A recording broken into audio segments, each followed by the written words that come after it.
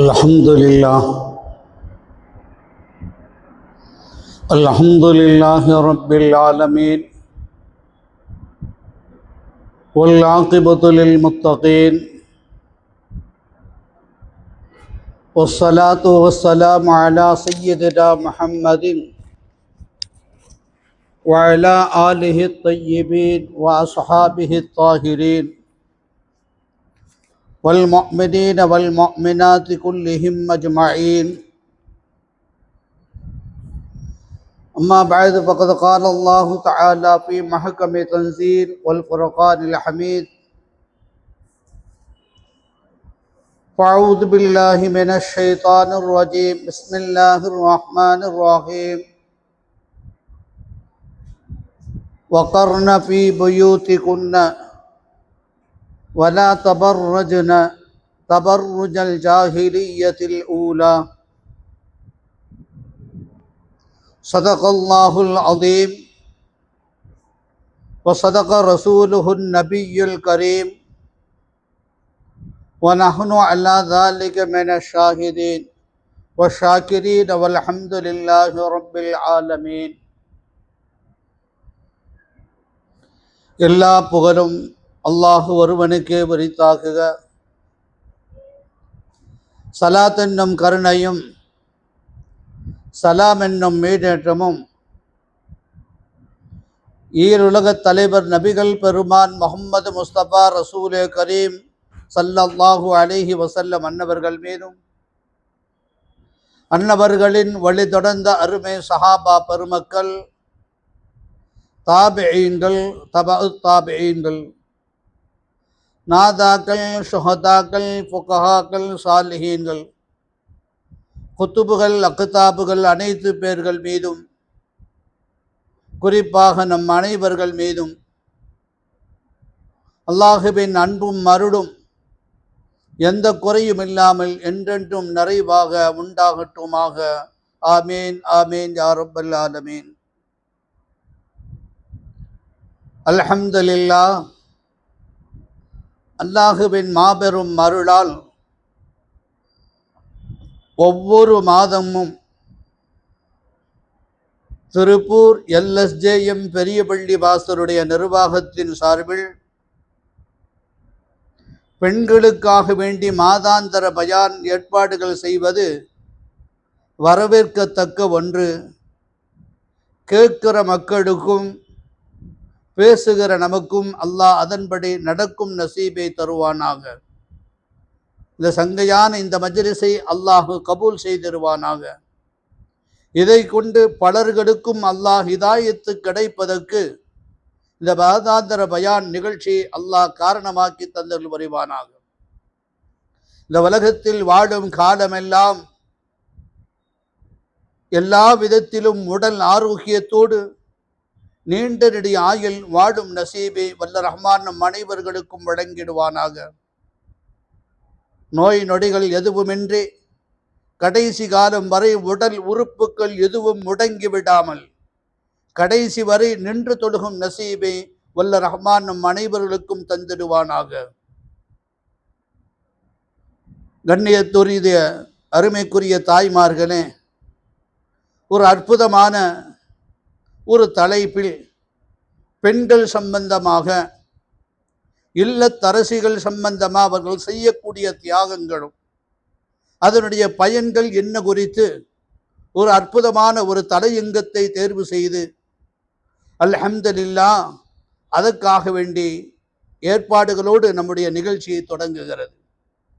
வல்ல ரஹ்மான் எந்த வார்த்தைகளை என் உள்ளத்தில் போடுகிறானோ அந்த வார்த்தைகள் தான் வெளிப்படும். எதுவும் நம்முடைய கைகளில் இல்லை.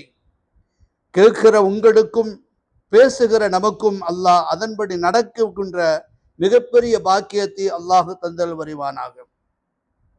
அருமைக்குரிய அல்லாஹுவின் நல்லடியார்களே, அன்பு சகோதரிகளே, அருமைக்குரிய தாய்மார்களே, இன்றைய காலகட்டம் எப்படி சென்று கொண்டிருக்கிறது என்பதை பார்த்து கொண்டிருக்கிறோம்.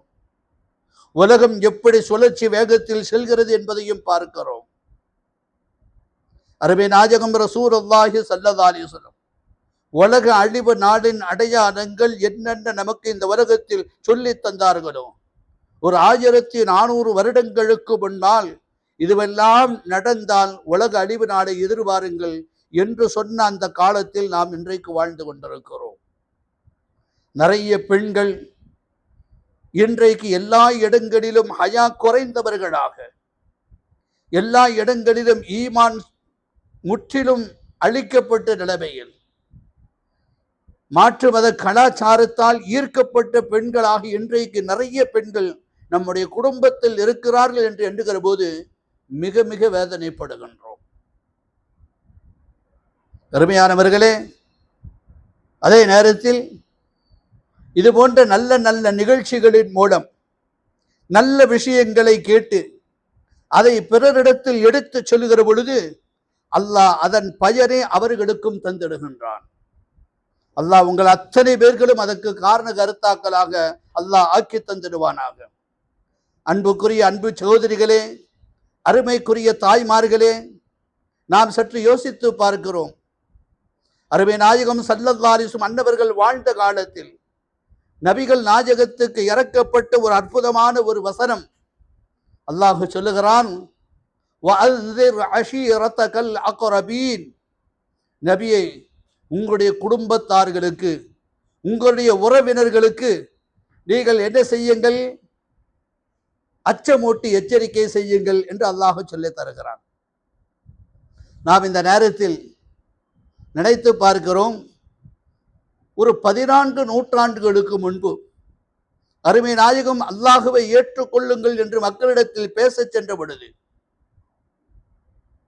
அல்லாஹுவையும் ரசூலையும் ஏற்று ஷிர்க் என்கிற இணை வைப்பை ஒழித்துவிட்டு நேர்வழியின் பக்கம் மாறுங்கள் என்று ஹிதாயத்துக்கு அழைப்பு கொடுத்த பொழுது இந்த வசனத்தினுடைய கட்டளையின்படி எல்லாரிடத்தும் யாரும் ஏற்க மறுத்தார்கள், எல்லாம் ஒதுக்கி வைத்தார்கள்.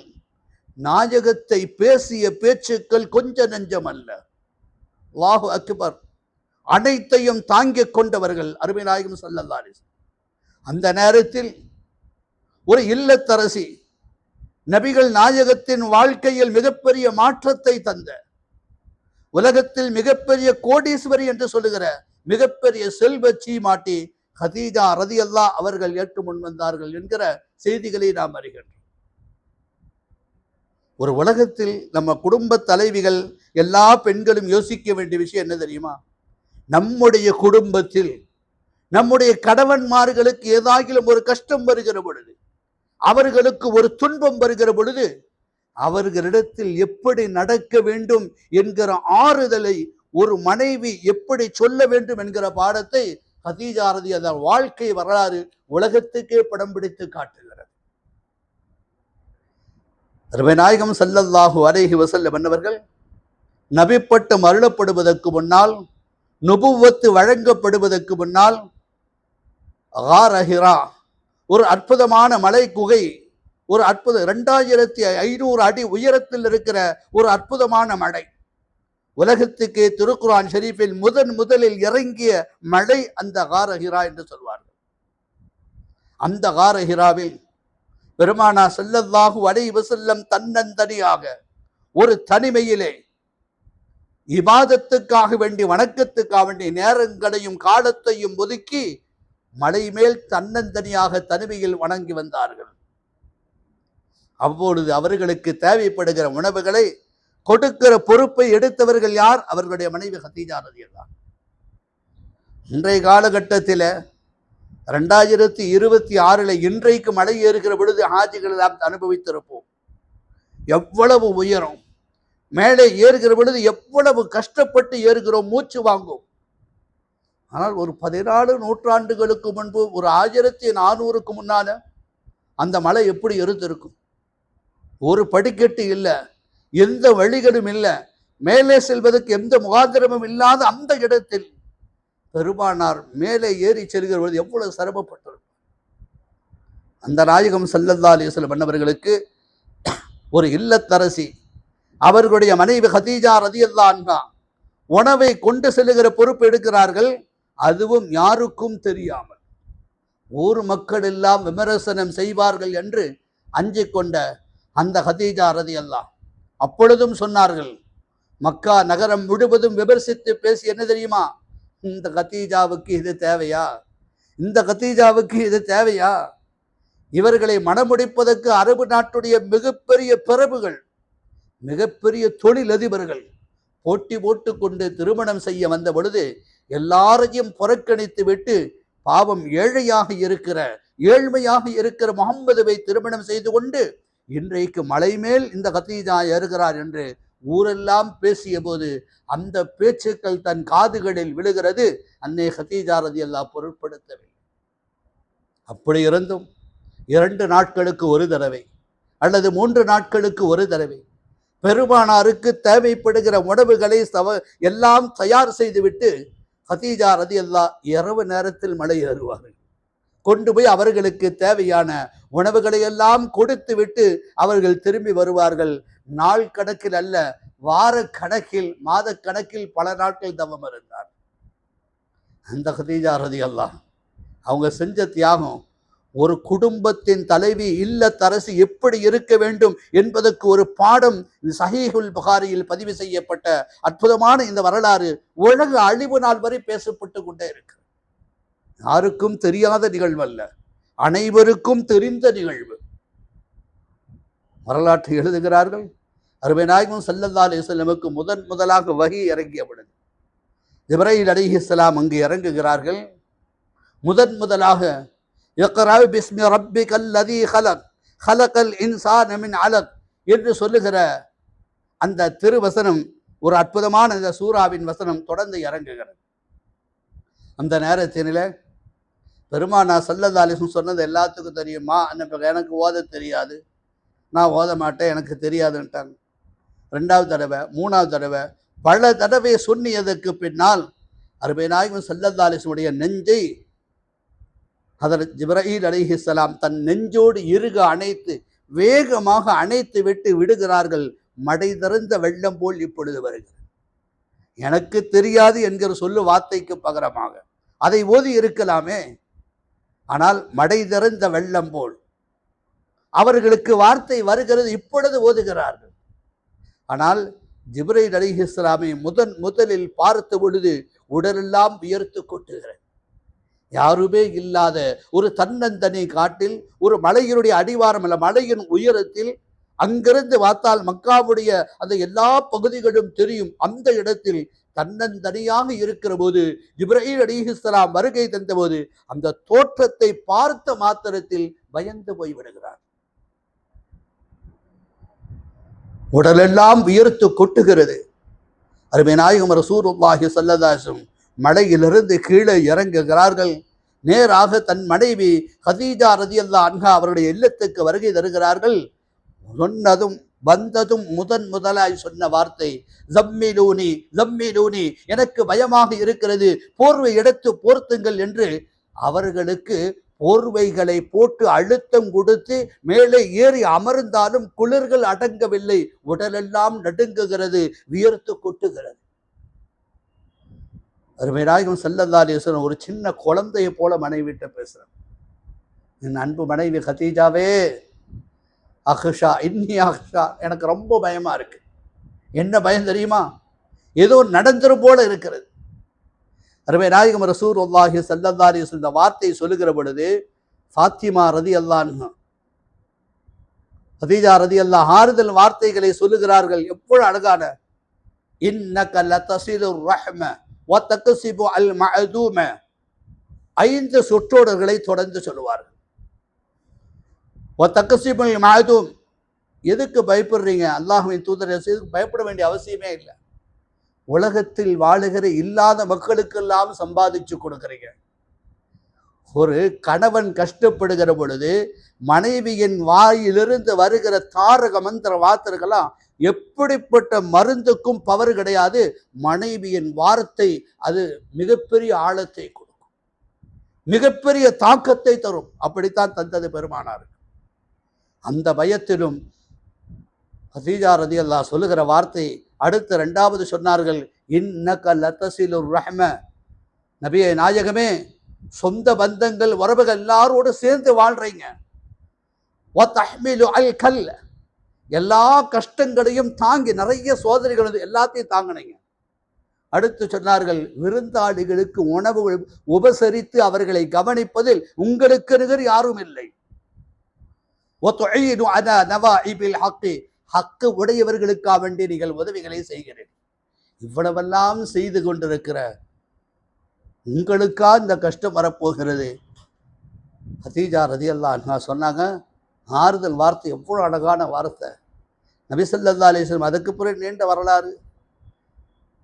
தன்னுடைய சகோதரன் வரக்கத்து பிற நௌஃபுல், வரக்கத்து பிற வரக்கா என்று சொல்லப்படும் ஒரு கிறிஸ்துவ பாதிரி பார்வை இழந்தவற்றை போய் அழைச்சிட்டு போகிற நேரத்தில் உங்கள் சகோதரர் என்ன சொல்கிறாரு கேளுங்க, நடந்த விஷயத்தை பூரா சொல்லும்போது அவர்களும் சொன்ன ஒரு வார்த்தை, கவலைப்படாதீங்க, இது நபிமார்கள் எல்லோரிடத்திலும் வந்திருக்கிற ஒரு தூதர் தான். மூசா அலைஹிஸ்ஸலாம் இடத்தில் அதே தூதர் தான் ஜிப்ராயில் இப்பொழுது உங்களிடம் வருகை தந்திருக்கிறார்.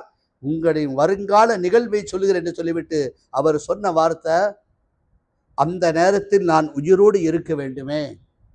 இந்த ஊர் மக்கள் எல்லாம் உங்களை அடித்து விரட்டுவார்கள், நாடு துறந்து செல்வீர்கள், அப்பொழுது நான் உயிரோடு இருந்தால் நான் உங்களுக்கு உதவி செய்வேன் என்று சொல்லுகிற பொழுது ஒரு குழந்தைத்தனமாய் பெருமானாக, இந்த மக்களா அவ முகரிஜிய, என்னை துரத்துவாங்களாம், என்னை எதுக்கு அடிக்கணும், என்னை எதுக்கு துன்புறுத்தணும், என்னை எதுக்கு துரத்தணும்?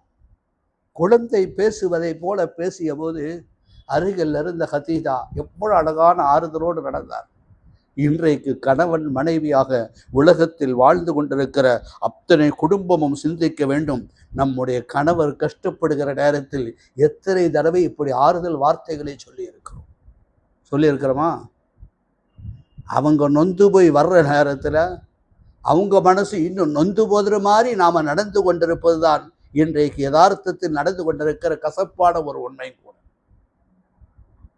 பெருமானா ஸல்லல்லாஹு அலைஹி வஸல்லம் ஒரு கணவராக வாழுகிற பொழுது தன் மனைவிமார்களிடத்தில் எப்படி நடந்தார்கள், அந்த மனைவிமார்கள் கணவரிடத்தில் எப்படி நடந்தார்கள் என்கிற வாழ்க்கை பாடமாக எடுத்துக்கொள்ள கடமைப்படும்.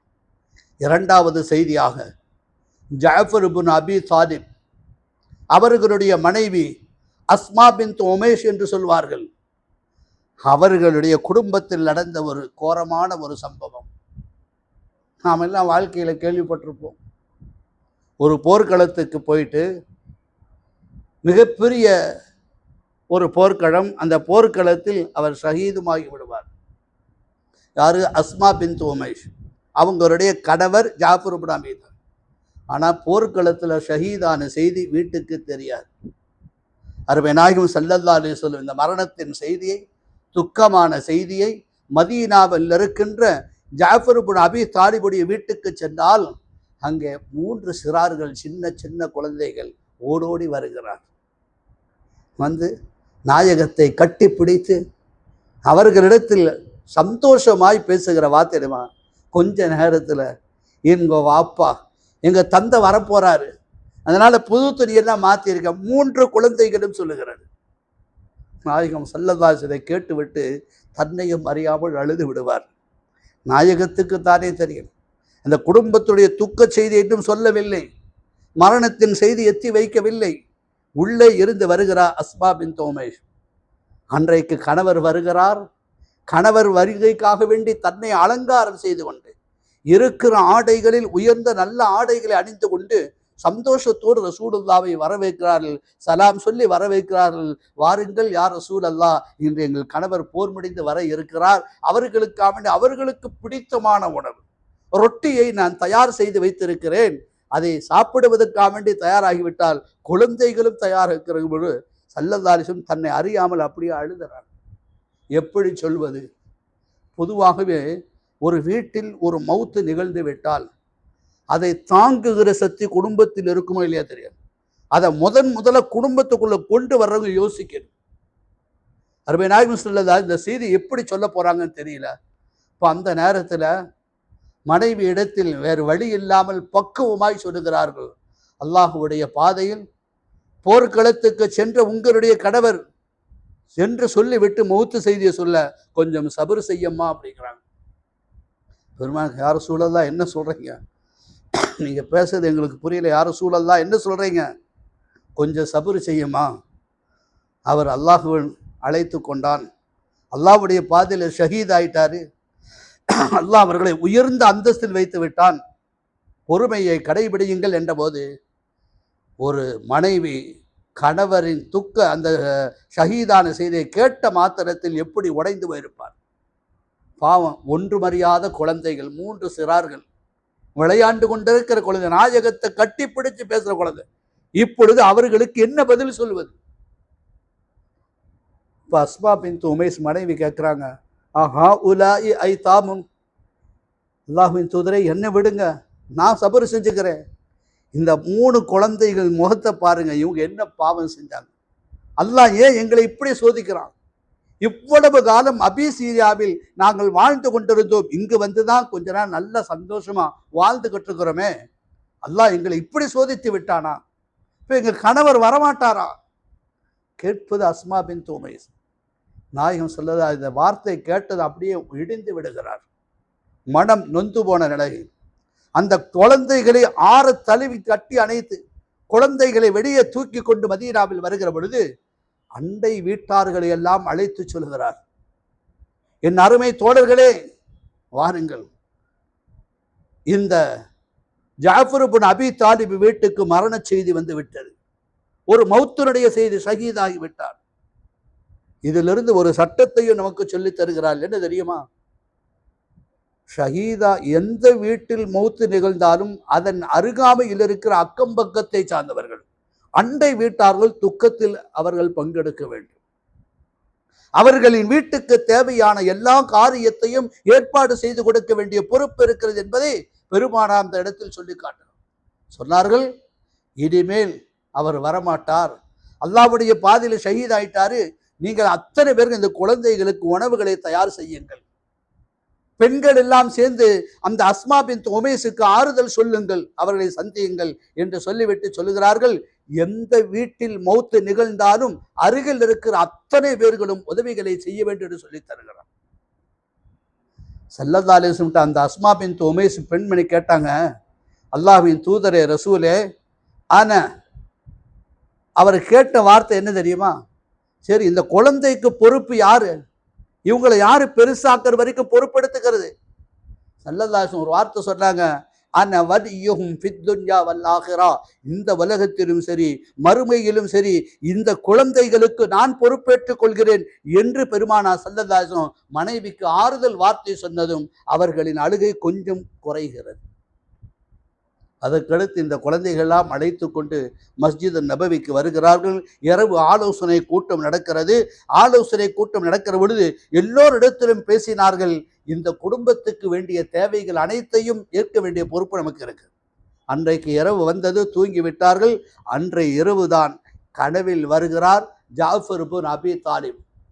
நாயகத்தினுடைய கனவினிலே வருகிறார்கள். அதை பார்த்ததும் துள்ளி குதித்து விடுகிறார் பெருமானார் ஸல்லல்லாஹு. கடவில் வருவது எப்படி தெரியுமா? அல்லாஹ்வின் தூதரே ரசூலே, என் குடும்பத்துக்கு நீங்க பொறுப்பெடுத்துட்டீங்க, அல்லாஹ் எல்லா விதத்திலும் உங்களுக்கு ஹைறுகளை தரணும், நான் துஆ செய்கிறேன், அல்லாஹ் என்னை மிகப்பெரிய அந்தஸ்தில் வச்சுட்டான், நான் உங்களுக்கு நன்றி சொல்வதற்காக வேண்டி கடவில் வந்தேன், என் குடும்பத்தார்களுக்கு சொல்லிவிடுங்கள் நான் நல்ல நடையில் இருக்கிறேன். இதை சொல்லிவிட்டு நின்று கொண்டிருந்த ஜாஃபர் இப்னு அபி தாலிப் அப்படியே சிறகு விரிகிறது, இறகுகள் விரிகிறது, அப்படியே என்ன செய்யறாங்க, பறக்கிறாங்க. பெருமானார் ஸல்லல்லாஹு அலைஹி வஸல்லம் நேரா இந்த செய்தியை அவங்க மனைவிடத்துல சொல்லி வீட்டுக்கு சென்று சொல்லுகிறார்கள். என்ன வார்த்தை? அஸ்மா பின்த் உமைஸே, அஸ்மா பின்த் உமைஸ், நல்லா கேளுங்க, இன்னைக்கு நான் கணவரை பார்த்தேன், உங்க கணவரை சொர்க்கத்தில் உயர்ந்த இடத்தில் அவர் இருக்கிறார், அவர்களுக்கு 2 சிறகுகள் கொடுக்கப்படும், சொர்க்கத்திலே பறந்து தெரிகிறார், எல்லா இடங்களிலும் பார்வையிட்டு கொண்டு பறக்கின்றார், அவ்வளவு மகிழ்ச்சியா சந்தோஷமா இருக்கா என்று சொன்ன மாத்திரத்தில் அஸ்மா பின்த் உமைஸ் மகிழ்ச்சி அடைந்தார்கள் என்று வரலாறுகளில் பார்க்கிறோம். எதற்காக சொல்ல வருகிறோம்? ஒரு இல்லத்தரசியாக இருக்கக்கூடியவர்கள் சந்தோஷமான செய்தி வருகிற பொழுது எப்படி இருக்க வேண்டும்? ஒரு குடும்பத்தின் தலைவி, குடும்பத்தில் ஒரு சோகம் நிகழ்கிற பொழுது, துக்கம் வேதனை வருகிற பொழுது, மரண செய்தி போன்ற நிகழ்வு வருகிற பொழுது இவர்களை படிப்படியாக நாம் எடுத்துக்கொள்ள வேண்டும். பெருமானார் ஸல்லல்லாஹு அலைஹி வஸல்லம் அன்னவர்கள் சொல்லுவாங்க, இவங்களுக்கு பிறகு இத்தாவுடைய காலம் எல்லாம் முடியும், பழைய காலத்தில் ஜாகிலியாக்குடைய காலத்திலிருந்து இருந்துச்சு. இப்போ இவங்களுக்கு பொறுப்பெடுத்தது யாருன்னு சொன்னால் சல்லல்லாஹு ஒரு துவாவை சொல்லி கொடுத்தாங்க. அபூ சலமா என்று நினைக்கிறேன். அவர்களுடைய கணவர் இறந்து விட்ட நேரத்தில் ஒரு துவாவை சொல்லுங்க. என்ன துவா? யா அல்லாஹ், இதை விட சிறந்த ஒரு ஹைரை எனக்கு தருவாயா? அந்த துவாவை செஞ்சுக்கிட்டே இருந்தாங்க. அதனால் அவர்களுக்கு கிடைச்ச பாக்கியம் ரசூலுல்லாஹ்வே கணவராக வந்தாங்க. அதே மாதிரி இவர்களுக்கும் துவாவை அஸ்மா பின்த் உமைஸுக்கு சொல்லிக் கொடுத்த துவாவை ஓதிக்கொண்டே வருகிறார்கள். அல்லாஹும்ம அப்தில்ஹு கைரம் மின்ஹா, இதை விட சிறந்த ஒன்றை ஆக்கித்தா என்று துவா செய்ததன் பயன் என்ன தெரியுமா? இஸ்லாத்துடைய இரண்டாவது ஹலீஃபா ஹதரத் அபூபக்கர் சித்திக் ரலியல்லாஹு அவர்கள் கணவனாக வருகிற பாக்கியத்தை பெற்று, அவங்களுக்கு மனைவியாக இவர்கள் வர்றது சாதாரண விஷயமா? அதற்கடுத்து சில காலத்துக்கு பிறகு அவங்க வஃபாத்தாயிரம். அவங்க மூலமா அபூபக்கர் சித்திக் ரலியல்லாஹு மூலமா முஹம்மது இப்னு அபூபக்கர் என்கிற ஆண் குழந்தை பிறகு இப்பொழுது ஏற்கனவே 3 குழந்தை, இப்பொழுது இவர்களின் மூலம் 4 குழந்தை ஆகிறது. சில காலம் அதற்கு அடுத்து அவர்களும் மரணித்து விடுகிறார்கள். அதற்கடுத்து அதே துஆவை ஓதுகிறார்கள். அல்லாஹுவின் அருளால் அவர்களுக்கு அலி ரலியல்லாஹு கணவனாக வருகிற பாக்கியம் அவர்களுக்கு கிடைக்கிறது. அவர்களின் மூலம் 2 ஆண் குழந்தை, 6 குழந்தைகள். ஏடுக்கு என்ன தெரியுமா? 6 குழந்தைகளுக்கும் தாயாய் இருக்கக்கூடிய அஸ்மா பின்த் உமைஸ் அவருடைய வாழ்க்கையில் நிறைய சோதனைகள், எல்லா சோதனைகளையும் கடந்து வந்த ஒரு இல்லத்தரசி அவர்கள் எப்படி சகிச்சிருப்பாங்க பார்க்கணும். அதற்கடுத்து 3 கணவர்களும் போனதுக்கு பிறகு இவங்க குடியேறியது எங்க? 6 குழந்தைகளோட அபிசீனியாவுக்கு குடிபெயர்ந்து விட்டார்கள். அவரின் வாழ்க்கை வரலாற்றை எழுதுகிறார்கள். அதற்கு பிறகு ஏகத்துவ கலிமாவை, தௌஹீதுடைய கலிமாவை ஏறத்தாழ 12,000 பேர்களுக்கு மொழிய செய்து அத்தனை பேர்களும் இஸ்லாத்துக்கு வருவதற்கு இவர்கள் காரணமாக இருந்திருக்கிறார் சொன்னால், அவரின் வாழ்க்கையில் நடந்த துன்பத்தை நாம் யோசித்தோம். நாம் என்ன நினைக்கிறோம்? உலகத்தில் எந்த கஷ்டங்களும் வரக்கூடாது, எந்த சோதனைகளும் வரக்கூடாது, எல்லாம் இலகுவான முறையில் இருக்க வேண்டும் என்று எல்லா மனிதர்களும் நினைப்பது இயல்பான ஒன்றுதான். ஆனால் கஷ்டங்களை வருகிற பொழுது அதை தாங்குகிற தன்மை இவர்களிடத்தில் வர வேண்டும். பெருமானா ஸல்லல்லாஹு அலைஹி வஸல்லம் இடத்துல ஃபாத்திமா ரலியல்லாஹு நாயகத்துடைய ஈரக்கொலை அவங்க கேட்குறாங்க, அல்லாஹ்வின் தூதரே ரசூலே, என் அருமை வாப்பா தந்தையே, நான் ஒன்று கேட்கலாமா? அவ்வரு மந்தகல அல் ஜன்னா கேட்டாங்க. யார் ரசூலுல்லாஹ், சொர்க்கத்தில் முதல் நுழையிறது யார் சொல்லுங்க? ஸல்லல்லாஹு அலைஹி சொன்னாங்க, ரசூலுல்லாஹ் குடியிருக்கக்கூடிய மதீனால மஸ்ஜித் நபவியில் அருகாமையில் கொஞ்சம் தள்ளி ஒரு இடத்த சொல்லி, ஒரு வீட்டை சொல்லி, இந்த வீட்டில் ஒரு பெண்மணி இருப்பார்கள், அவர்கள் பெயரும் ஃபாத்திமா, அவர்கள் தான் சொர்க்கத்தில் முதல். அப்போ மகள் ஃபாத்திமா கேட்டாங்க, அல்லாஹ்வின் தூதர் ரசூல், அவரை பார்த்துட்டு வர்றேனே. சரி போனாங்க. வீட்டில் போய் கதவை தட்டுறாங்க. உள்ளேருந்து சத்தம் வருது. யாருன்னு? நான் ரசூலுல்லாஹ் ஸல்லல்லாஹு அலைஹி வஸல்லம் மகள் ஃபாத்திமா வந்திருக்கேன். சலாம் சொல்லி உங்களை கண்ணியப்படுத்தக்கூடிய பொறுப்பு எனக்கு இருக்கிறது. ஆனால் உங்களிடத்தில் நான் பேசுவதற்கு என் கணவரிடத்தில் அனுமதி வாங்கவில்லை என்கிறார். அதனால் என் கணவரிடத்தில் இன்னைக்கு நீங்கள் போயிட்டு நாளைக்கு வாங்க, என் கணவரிடத்தில் அனுமதி வாங்கி வைத்து வருகிறேன், அதற்கடுத்து நாம் இருவரும் பேசலாம் என்று அழைத்து வருகிற பொழுது யோசித்து கூட, இன்றைய காலகட்டத்தில் ஒரு 1400 வருஷத்துக்கு முன்னால் அவங்க யோசிக்கிறது, இன்றைய காலத்தில் பெண்கள் இப்படி இருப்பார்களா? ஒரு பெண்ணிடத்தில் ஒரு பெண் பேசுவதற்கு கணவனின் அனுமதி வேண்டுமா? சொன்னாங்க. யோசிச்சுக்கிட்டே போயிட்டாங்க. மறுநாள் இப்படிப்பட்ட பெண்ணை சந்திக்கிற பொழுது ஹசன் அவங்களையும் கூட்டிட்டு போகலான்னு சொல்லி தன்னுடைய மகனை அழைச்சிட்டு போகிறான். மறுநாள் கதவு தட்டப்படுகிற சத்தம். யாரு? நாதே பாத்திமா தான். உங்களோட வந்திருக்கிறது யார்? என் மகன் ஹுசைன். நான் கணவர்கிட்ட அனுமதி வாங்கிட்டு அனுமதி கொடுத்துட்டாங்க, உங்கள்கிட்ட பேசலாம். ஆனால் நீங்கள் இன்னொரு குழந்தையை கூப்பிட்டு வந்திருக்கீங்களே, அவங்களுக்கு நான் என் கணவர்கிட்ட அனுமதி வாங்கலை, அதனால் 2 பேர்த்துக்கும் அனுமதி வாங்கி வைக்கிற, மறுநாள் வாங்க சொல்லி அனுப்பிச்சிட்டேன். 2 நாளும் திரும்பி வந்துட்டாங்க. ரசூலுல்லாஹ் நடந்ததெல்லாம் சொன்னாங்க. அதற்கு அடுத்து மறுநாள் ஹசனோட ஹுசைனும் சேர்த்து கூட்டு வராங்க. ஹசன், ஹுசைன், ஃபாத்திமா 3 பேர்களும் கதவை தட்டுகிற பொழுது சொன்னார்கள், நான் அனுமதி வாங்கிட்டேன், நாயகத்தின் குடும்பத்தார்கள் யார் வந்தாலும் அவர்களை கண்ணியப்படுத்த வேண்டிய பொறுப்பு எங்களுக்கு உண்டு, அதனால் வாருங்கள் என்று கதவை திறந்து அவர்கள் அகல பைத்துகளை கண்ணியப்படுத்தியது மாத்திரமல்ல, இந்த நேரத்தில் நாம் ஒரு விஷயத்தை கவனத்தில் கொள்ள வேண்டும். நுஸஹத்துல் மஜாலிஸ் போன்ற வரலாறுகள் சம்பந்தப்பட்ட அரபி நூலும் அதில் இந்த வரலாறுகள் பதிவு செய்யப்பட்டிருந்தாலும் படிப்பினைக்காக வேண்டி ஒரு நபிமொழியை எடுத்துக்கொள்ள வேண்டும். சஹீஹுல் புகாரி ஹதீஸ் நம்பர் 5190 5195 லா தஅதன் ஃபீ பைத்திஹி இல்லா பிஇذنி. எந்த ஒரு பெண்மணியாக இருந்தாலும் கணவனின் அனுமதி இல்லாமல் வீட்டுக்குள் யாரையும் அனுமதிக்க வேண்டும். இது புகாரியில வரக்கூடியது. இல்லத்தரசிகளே, குடும்ப தலைவிகளே, அன்பு சகோதரிகளே, கொஞ்சம் யோசித்து பாருங்கள். அன்றைக்கு வாழ்ந்தவர்கள் யாரிடத்தில் பேசுவதாக இருந்தால் கூட கணவனின் அனுமதி இல்லாமல் பேசக்கூடாது என்று நினைத்த காலம் எங்கே? இன்றைக்கு நாம் எங்கே இருக்கிறோம் என்பதையும் யோசித்து பார்க்க வேண்டும். பெருமானா ஸல்லல்லாஹு அலைஹி வஸல்லம் காலத்தில் வாழ்ந்த எத்தனையோ நடந்த நிகழ்வுகள். அவர்கள்லாம் இல்லத்தரசிகள், எல்லா கஷ்டங்களையும் தாங்கியவர்கள். ஒரு குடும்பத்தின் தலைவி இப்படித்தான் இருக்க வேண்டும் என்பதற்கு நிறைய பாடங்களை சொல்ல வேண்டும். இன்றைக்கு நாம் என்ன கடைபிடிச்சிட்டு இருக்கிறோம்? ஒரு ஐங்கால தொழுகையை இன்றைக்கு இருக்கக்கூடிய மார்க்கம் தடுத்த விஷயங்கள் இது விலகி இருக்கிறோம் என்று பார்த்தால் அதுவும் இல்லை என்றுதான் சொல்ல வேண்டும்.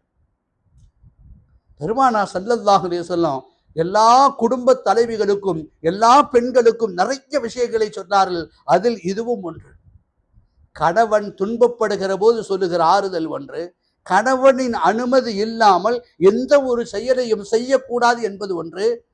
எல்லாவற்றை விட இன்னொரு சிறப்பையும் நான் சொல்லுவேன். வீட்டுக்குள் நுழைகிற எந்த ஆடவர்களாக இருந்தாலும், எந்த ஆண்களாக இருந்தாலும், அஸ்ஸலாமு அலைக்கும் வரஹ்மத்துல்லாஹி வபரகா இந்த சலாமை சொல்லாமல் வீட்டுக்குள் பிரவேசிக்க வேண்டும். ஒரு இடத்தில் நடந்த நிகழ்ச்சி சொல்றேன். அவருக்கு சலாம் சொல்ற பழக்கமே கிடையாது. ஒரு 2-3 நாளா அவங்க மனைவி வீட்டுக்குள்ள நுழையும் போதே சொல்றாங்க, ஏங்க கொஞ்சம் சிரமமாக்காம வீட்டுக்குள்ள வரும்போது அஸ்ஸலாமு அலைக்கும் சொல்லிட்டு வாங்களே, போகும்போது அஸ்ஸலாமு அலைக்கும் சொல்லிட்டு போங்களே, வீட்டில் பரக்கத்து வரும். ஒரு மனைவியின் மூலம் கணவனுக்கு வணங்கப்படுகிற ஒரு பாடம் எவ்வளவு அற்புதம். யோசித்து பார்த்தால் வியப்பாக இருக்கும். கோபத்தில் வீட்டுக்குள்ள நுழையும் போது உலகத்தில் இருக்கிற எல்லா டென்ஷனையும் மனசுக்குள்ள வச்சுட்டு தான் வீட்டுக்குள்ள நுழையும். நடக்குதா இல்லையா? இன்றைக்கு ஸல்லல்லாஹு அலைஹி வஸல்லம் எவ்வளவு வெளி உலகத்தின் ஆசாபாசம், வெளி உலகத்துடைய டென்ஷன், தொழில் எல்லாத்தையும் தூக்கி வீட்டுக்கு வெளியே செருப்பை கழற்றுகிற பொழுது எல்லா கோபதாபங்களையும் தூக்கி எறிந்துவிட்டு தான் வீட்டுக்குள் பிரவேசிக்க வேண்டும். சிரித்த முகமாய் மனைவி எடுத்து ஒரு நல்ல கணவனாய், வீட்டில் இருக்கிற குழந்தைகளுக்கு ஒரு நல்ல தந்தையாய், வீட்டில் இருக்கிற சிறு சிறு சிறார்களுக்கு ஒரு அற்புதமான ஒரு தந்தையாக உள்ளே பிரவேசிக்க வேண்டும். இப்படி பரிணாமம் பெற்று வருகிற பொழுது வீட்டில் எந்த வீடாக இருந்தாலும் அல்லாஹ் ஒரு சந்தோஷத்தை தருகிறான், ஒரு மகிழ்ச்சியை தருகிறான் என்கிற விஷயத்தை நாம் பாடமாய் படிப்பினையாய் நாம் எடுத்துக்கொள்ள வேண்டும் என்பது மாத்திரமல்ல.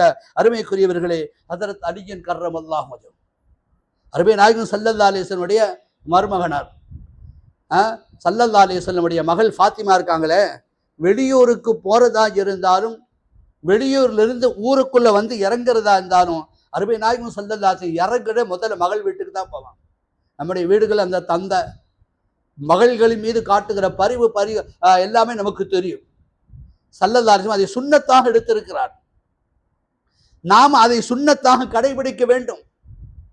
ஸல்லல்லாஹு அலைஹி வஸல்லம் அப்படி போற நேரத்தில் வெளியூர்லேருந்து வரும்போது மகள் வீட்டுக்கு போகும்போது மகள் ஏதோ ஒரு டென்ஷன்ல, ஃபாத்திமா ரலியல்லாஹு ரொம்ப இதாக இருக்காங்க. உள்ள வானே சலாம் சொல்லிட்டு உள்ள நுழையிறாங்க. அருமை நாயகம் ஸல்லல்லாஹு அலைஹி வஸல்லம், ஃபாத்திமா எங்கே உங்கள் கணவர் அலியை காணவே? ஸல்லல்லாஹு அலைஹி வஸல்லம் இடத்தில் அந்த மகள் ஃபாத்திமா, என் அருமை வாப்பாவே, என் அருமை தந்தையே, அவருக்கு எனக்கு ஒரு சின்ன மனஸ்தாபம், ஷைஉம் பைனனா வ பைனஹு, எங்களுக்குள்ள ஒரு சின்ன மனக்கசப்பு. கோபித்து கொண்டு போனார், எங்கே போனார் தெரியல. ஸல்லல்லாஹு அலைஹி வஸல்லம் வெடுக்கு நேரம் வந்தாங்க. ஒரு குடும்பத்தின் தலைவர், ஒரு தந்தை எப்படி இருக்க வேண்டும் என்கிற பாடத்தை இங்கிருந்து நாம் எடுக்க வேண்டும். நேராக மஸ்ஜித் நபி இருக்கிறான், அலி ரலியல்லாஹு தேடுறாங்க. பழைய காலத்து இன்றைக்கு இருக்கக்கூடிய மொசைக் தரங்களும் உயர்தர கல்லுகளும் போட்டு பதிவு செய்யப்பட்ட ஏசி அறைகள் நிரப்பப்பட்ட இடங்கள் அல்ல. அன்றைக்கு மஸ்ஜித் நபவி வெறும் சாலைகளாக, பேரீத்தம்பழ மரங்களால் மட்டைகளால் நிரப்பப்பட்ட ஒரு பள்ளி, குடிசை பள்ளி. கீழே பூரா தரையில மண்ணு தான் இருக்கும். அது அலியின் கர்ரமல்லாஹு வஜஹு அங்கே படுத்திருக்கிறாங்க. ஸல்லல்லாஹு அலைஹி வஸல்லம் பக்கத்தில் போய் அலியே சொல்லி எழுப்பி விடுறாங்க.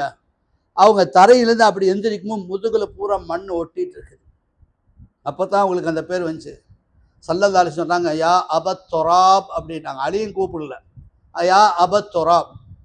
மண்ணெல்லாம் முதுகுல ஒட்டி இருக்குங்கிறனால, மண்ணெல்லாம் உங்க முதுகுல ஒட்டி இருக்கு, மண்ணின் தந்தையே மண்ணின் மைந்தரே எந்திரிங்கிறாங்க. அலி ரலியல்லாஹு சிரிச்சிடுறாங்க. வாங்கன்னு சொல்லி கையை பிடிச்சி சலான்னு சொல்லி அவங்கள கூட்டிட்டு நேராக ஃபாத்திமா ரலியல்லாஹு வீட்டுக்கு போகிறாங்க. நேராக போய் கணவரை அலி ரலியல்லாஹு வீட்டுக்குள்ளே விட்டுட்டு உங்களுக்குள்ளே பேசிக்கிங்க என்று சொல்லிவிட்டு நான் வருகிறேன், அஸ்ஸலாமு அலைக்கும் வரஹ்மத்துல்லாஹ் சலாம் சொல்லிட்டு வந்துடுறேன். ஒரு தந்தை என்று இருந்தால் இப்படித்தான் இருக்க வேண்டும். ஒரு குடும்பத்தின் தலைவி எப்படி இருக்க வேண்டும் என்கிற பாடத்தை இங்கிருந்து நாம் எடுக்க வேண்டும். எப்படி மகளை நீ திட்டலாம், மர்ம நாம பேசுறோமா இல்லையா? இல்லாத பொழுதும் இருக்கிற பொழுதும் பல வார்த்தைகளை கொண்டு திட்டுகிறோம். என் பிள்ளை எப்படி இவர் அடிக்கலாம், என் பிள்ளை எப்படி இவர் பேசலாம். ஆனால் அருமை நாயகம் ஸல்லல்லாஹு அலைஹி வஸல்லம் எவ்வளவு அழகா நடந்துக்கிட்டாங்க. ரெண்டு பேரும் பேசிங்க என்று சொல்லிவிட்டு வந்துட்டாங்க. ஒரு தலைவன் என்றால் இப்படித்தான் இருக்க வேண்டும்.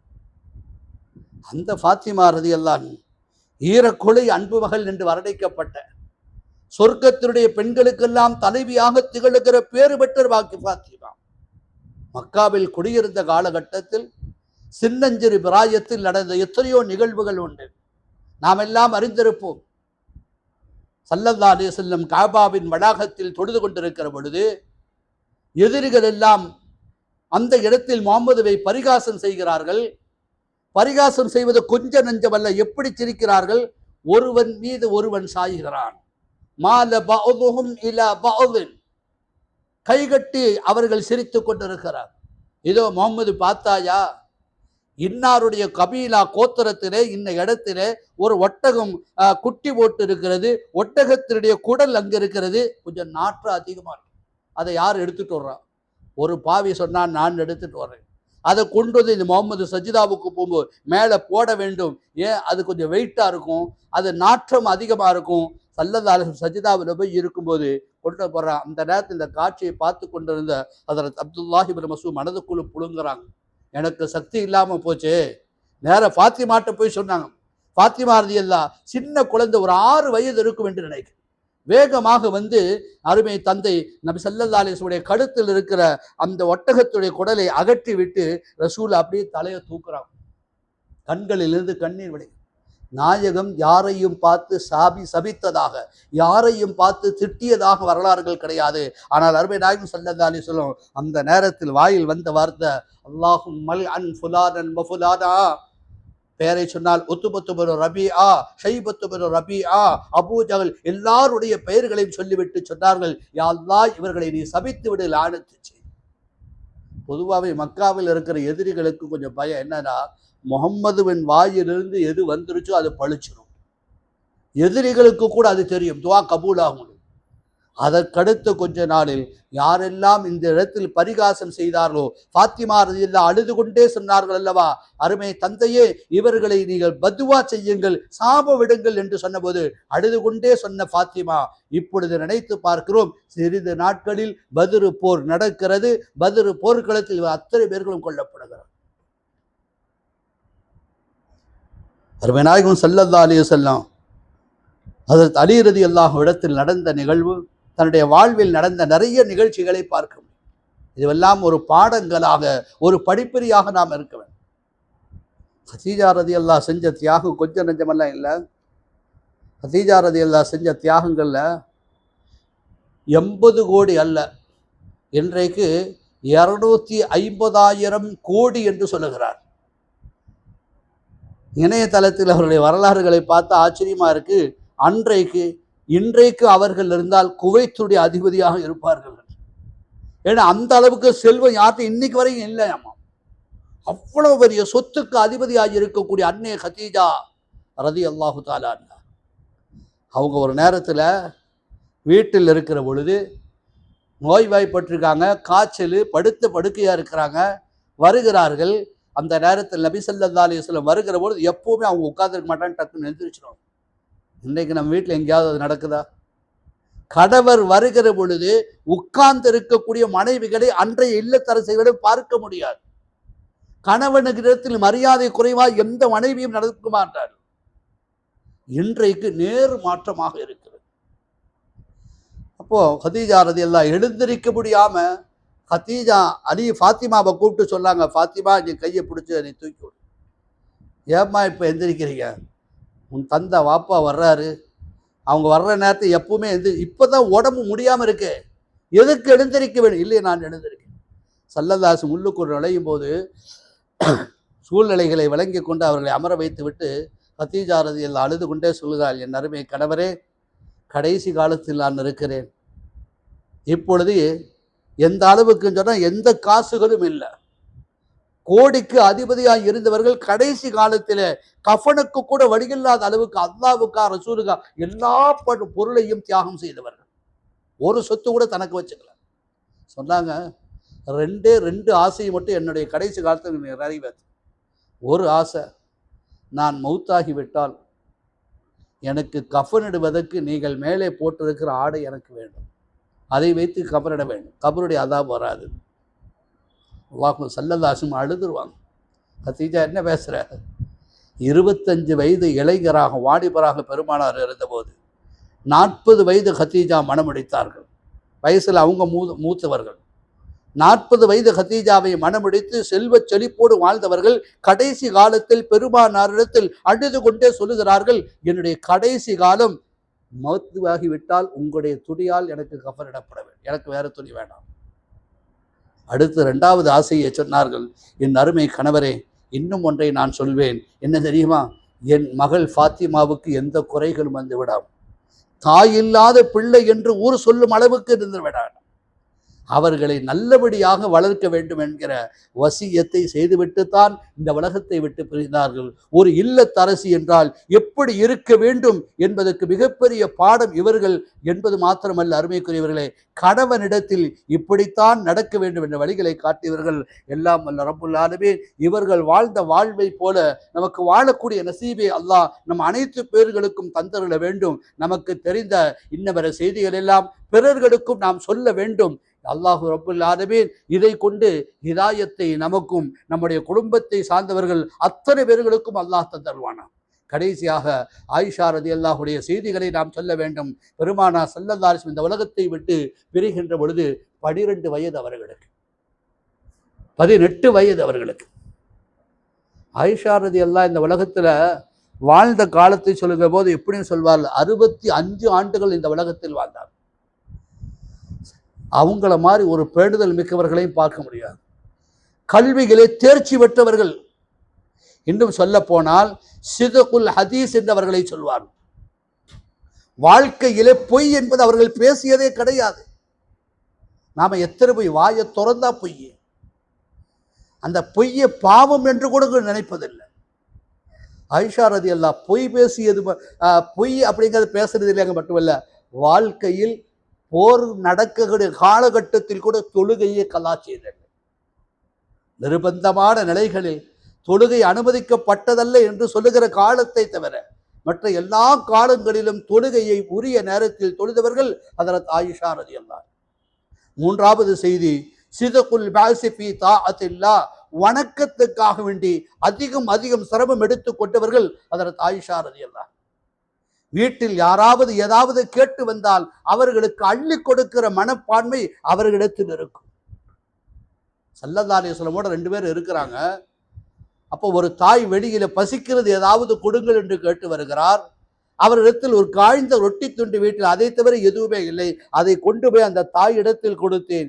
ஒட்டி போன வயிறு, எலும்பும் தோடுமாய் காட்சி தருகிற அவர்களுக்கு கொண்டு போய் கொடுக்கலாம் என்று கொடுக்க முற்படுகிற பொழுது அந்த தொட்டி துண்டு கொஞ்சோன்னு வாங்கி 2ஆக பிரித்து தன் வலது புறத்திலும் இடது புறத்திலும் இருக்க குழந்தைகளுக்கு கொடுத்து விட்டு அந்த குழந்தைகள் வாங்கி சாப்பிடுகிற காட்சியை பார்த்து சிரித்து கொண்டே தாய் விடைபெறுகிறாள். இந்த காட்சியை ஆயிஷா ரலியல்லாஹு தன்னுடைய கணவர் ரசூலுல்லாஹ்விடத்தில் சொல்லுகிறாள், என் அருமை கணவரே, ஆச்சரியமான வினோதம். அந்த பெண் தாயுமோ ஒட்டி போன வயிறு, பசித்த காட்சி. ஆனால் கொடுத்த கொஞ்சம் ரொட்டி தொண்டை தன் பிள்ளைகளுக்கு கொடுத்து விட்டு சாப்பிடுவதை பார்த்து சிரித்து கொண்டே செல்கிறாள். ஸல்லல்லாஹு அலைஹி வஸல்லம் ஆயிஷாவுக்கு, ஆயிஷா, இதுதான் உண்மையான தாயினுடைய மனம், தாயினுடைய குணம் இதுதான் என்று சொல்லுகிறார். அப்போ அந்த ஆயிஷா ரதியல்லாஹு பக்கத்துல பரீரா ரதியல்லாஹ்விட இருக்காங்க. அந்த நேரத்துல முஆவியா ரதியல்லாஹு என்ன செய்யறாங்கன்னா 80,000 திரகங்களை கொண்டு வந்து கொடுக்குறாங்க. அப்போ நோன்பு வச்சிருக்காங்க இவங்க. எல்லாத்துக்கும் அள்ளி அள்ளி கொடுத்தார்கள். அதற்கு அடுத்து எல்லாம் தீந்துருச்சு, காலி ஆயிருச்சு. பரீரா ரதியல்லாஹு கேட்குறாங்க, ஆயிஷா இன்னைக்கு நோன்பு திறக்கிறதுக்கு ஏதாவது இருக்கான்னு. ஒண்ணுமே இல்லை.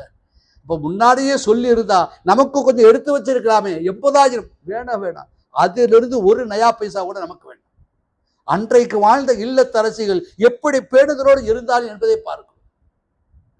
அந்த ஆயிஷா ரலியல்லாஹு ஒரு குடும்பத்தின் தலைவி, ஒரு நாட்டினுடைய மன்னர் மட்டுமல்ல, ஈருலக தலைவர் சர்தாரே கவுனைன் முத்து முகமது நபி ஸல்லல்லாஹு அலைஹி வஸல்லம் அன்பு மனைவி.